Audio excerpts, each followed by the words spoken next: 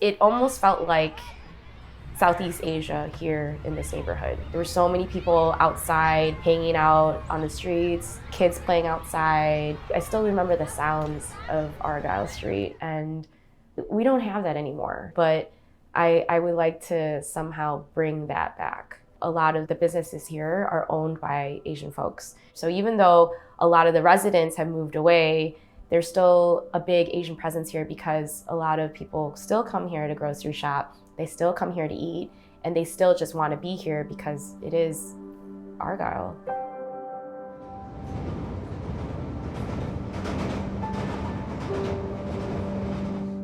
One thing about Asian Argyle is that its history is tied to the results of the Vietnam War as well as other Southeast Asian wars. A lot of individuals that reside there are refugees or immigrants. They built a community there. And so when you're there, you see something that's very unique. It's a neighborhood, but it's also a community. My family survived the Cambodian genocide, the Khmer Rouge, and took refuge in France before making their way to Chicago. And once we got to Chicago, Argyle really served as a way of just feeling like homey and having this sense of like community and warmth and just like comfort, being able to visit the grocery stores and get the foods that really, make it feel like we're back at home, and being able to still have that away from home while we're still adjusting to the new life of Chicago was really important.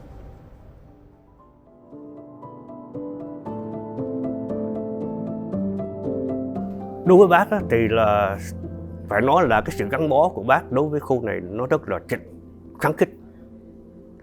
Thành ra từ chỗ đó thì bác cũng vẫn có thể coi như đây là một cái quê hương của mình.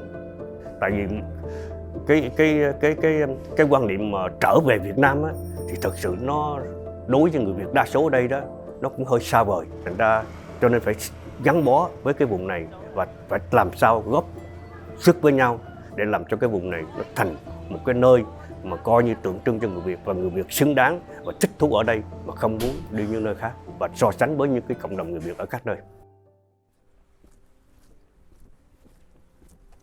I never thought I was going to actually be back on Argyle. A lot of my research somehow always came back to Argyle. Working now for this Chamber of Commerce, I got to really see urban planning and like the struggles of development or change really impact this area. The idea of like cultural placekeeping is so beautiful because it's about keeping our heritage, and how can I contribute to that? Back then, Argyle was very much different. It was much more bustling. More people that were from the diaspora lived within the footprint of this area.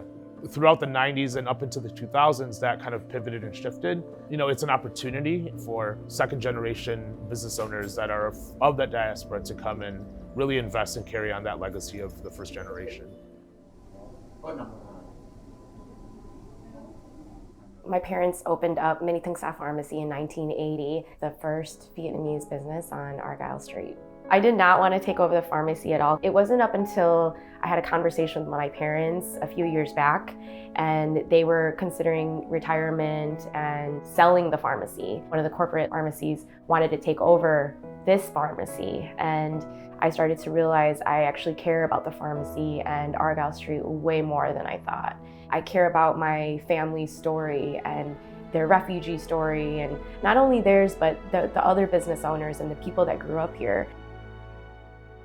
Even though there are still today a lot of legacy businesses that have been here for 20 plus years, there are a lot of vacancies and external impacts. But at the same time, you do see younger entrepreneurs and business owners. For example, First Sip Cafe, that is, the daughters of Cafe Huang, who has been here for close to 20-something plus years. My name is Erin Hung. I'm the co-owner of First Sip Cafe. So we're a coffee shop here in Argyle Street, and we didn't realize how much of a community hub that a coffee shop really is to a community. When we think about hanging out with friends or family or catching up, it's usually around food, drinks, coffee.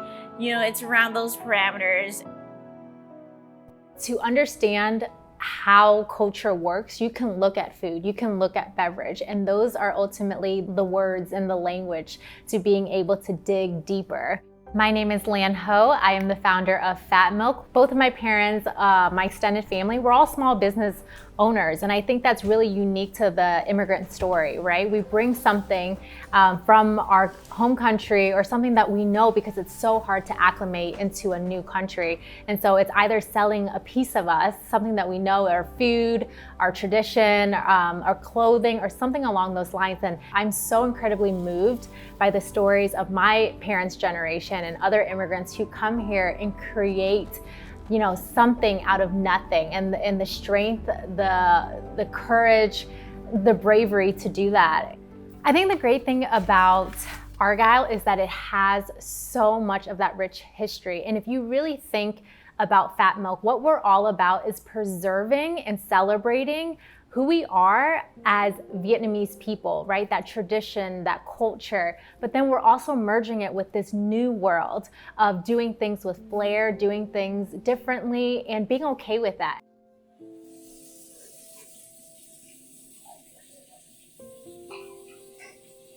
Whether you're tasting the food of this restaurant owner, you may even get a chance to talk to him and learn about him, or you get to try an item from them and learn that it's from South Vietnam versus North Vietnam, or you try food and you're learning that this food is a street item versus a food item that you'll find in the restaurant. So it's also not just preserving the space and that culture that way, but it's also providing historical background to the business owners and the business and the food.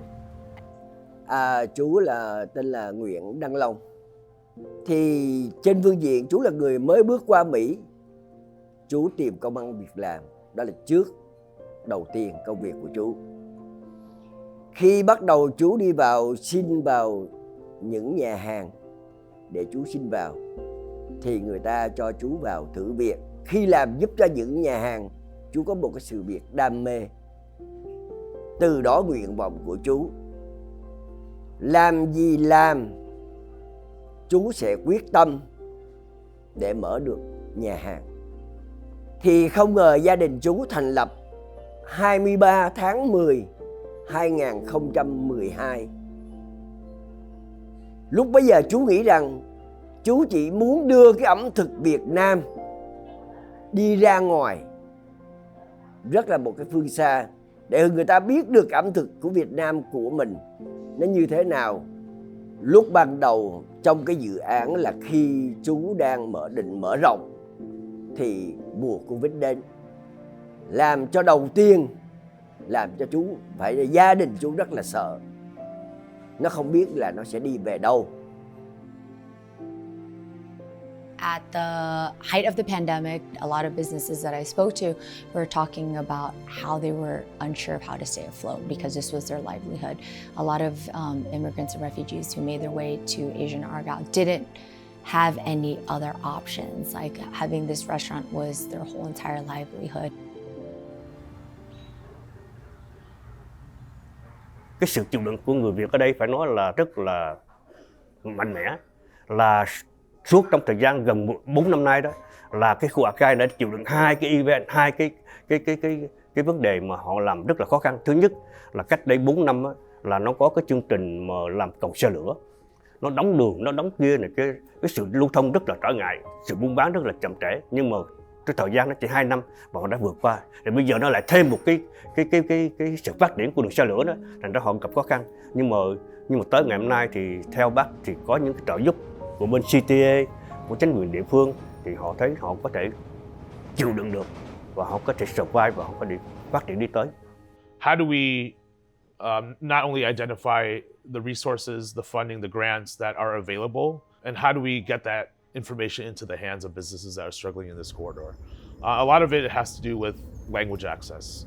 So having representation in these organizations that are connected to kind of diaspora or ethnic communities provides a huge resource in terms of language access, in terms of, accessibility to obtain these funds that help the longevity of their business and their livelihood. Celebrate Argyle is a community initiative to really highlight the businesses that are in Asia on Argyle, as well as also providing the businesses, the families there with the resources they need to be able to really thrive and survive. We've definitely been able to bring a lot of attention to a lot of businesses. Without Nuki and Hak and their cultural ties and their upbringing to Argyle, I don't think we would have been able to have Celebrate Argyle or been able to do what it is that we've done. The trust was very tough to build and gain from a lot of these business owners because they've been through so much, right? They're asking, what's the catch? What do we owe you in the end? And it's hard for us to tell them, you don't owe us anything, we just want to do it. And when they started seeing that we were doing it for no other reason than we just want to keep this story alive, keep the culture alive, we started having a lot of people waiting on us.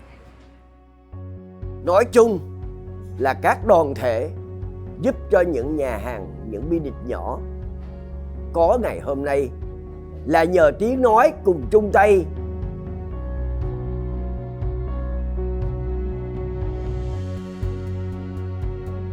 So Hai Ba Yo comes from the phrase Mok Hai Ba Yo, which means 1, 2, 3 cheers in Vietnamese. Decided that I wanted to, work with Hak Tran and find a way to, just basically throw a party on Argyle Street. It wasn't only a party, there was always an aspect of it where we would remind people of home and themselves and representation. It's important to have platforms for voice. I think the impact itself with events for us is that we amplify, we showcase our culture to the larger masses. And the long-term effect of that is that it draws people to the neighborhood. And as a result, they frequent the businesses, they assist in the longevity of this culture. When we have a deeper care for each other and a deeper understanding, we also have an increased commitment to each other.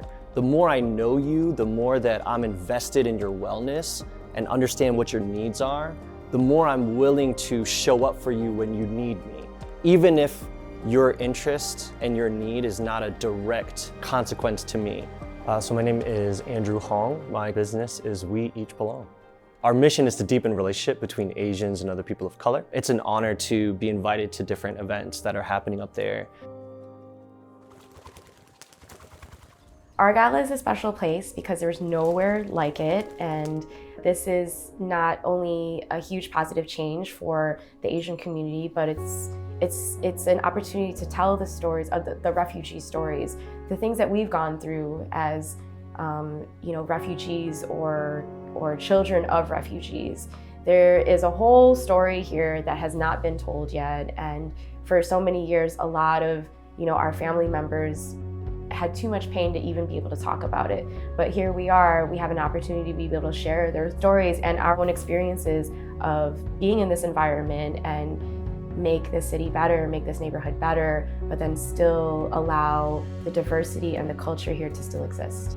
Nó thì là cái khu vực tới ngày hôm nay thì nó rất là, phải nói là phát triển. Đó là cái điểm mà mình là người Việt thì chúng tôi hãnh diện về cái chuyện đó, đã giúp được và đã có sự đấu tranh để cho cái tiếng nói cũng như cái sinh hoạt này để cho mọi người dân địa phương cũng như ở nationwide họ biết được sự phát triển, sự làm ăn và cái tính cầm cù của người Việt Nam tại cái khu thương mại này. Vì vậy chú là đều muốn kêu gọi những bạn nào mà thích làm ăn, những doanh nghiệp nhỏ thì nên quay về khu Argyle để chúng ta cùng nhau chung tay để đưa cái vấn đề về khu Argyle này càng mạnh hơn.